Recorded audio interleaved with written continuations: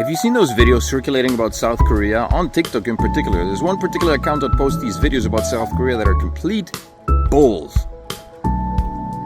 This video claims that men coming to South Korea will be paid by the Korean government to marry women in South Korea. Let me tell you, that video is false.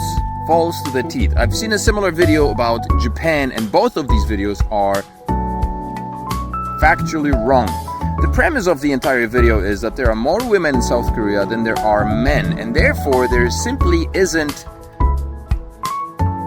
enough men to take care of business and therefore propels the growth of the Korean population.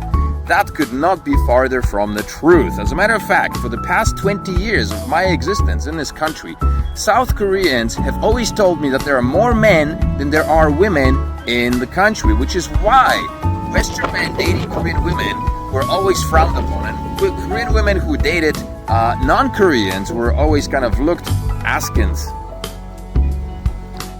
at with scorn and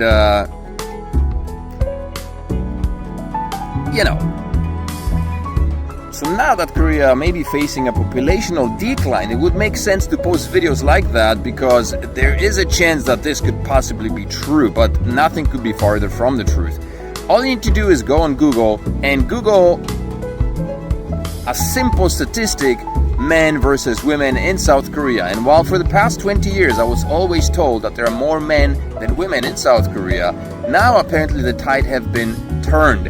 It seems that there are more women than men in South Korea, but according to Google statistics, the number is so negligibly small that it completely nullifies any premise that this video may have been made on, because it was something like 100% women versus 99.46% men.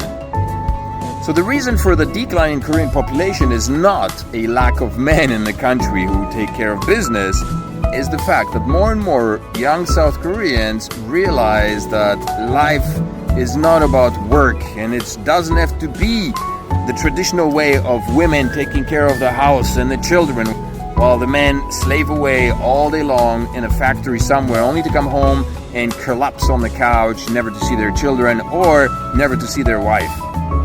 These days, a lot of South Koreans, young South Koreans, basically want to enjoy their lives, and so a lot of women have decided to pursue careers. Instead of getting married early, they pursue careers. They get their degrees, they get their educations, they get jobs, which is something that was not really such a thing back in the day.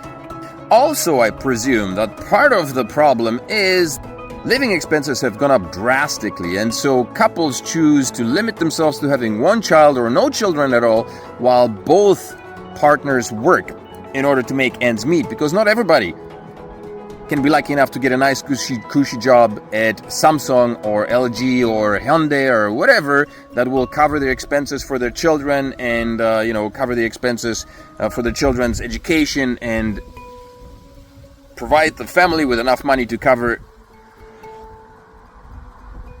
living expenses for the entire family. And so it is more and more often the case that two people need to work in order to make ends meet, and having children just adds to the financial burden. And so this is why the population in South Korea has been dropping, and this is also the reason for why so many women are choosing not to get married, and I think it's the same thing with men. But it's certainly not the case that Korea is paying men to come to Korea and marry their women. Absolutely ridiculous. If you see that video, just, man, let that dingus know that it's full of hooey, and just don't watch it. Don't waste your time. It's bogus. If you want more videos about South Korea, more information about South Korea, then make sure to subscribe to this channel. And if you have any questions, drop them below the video.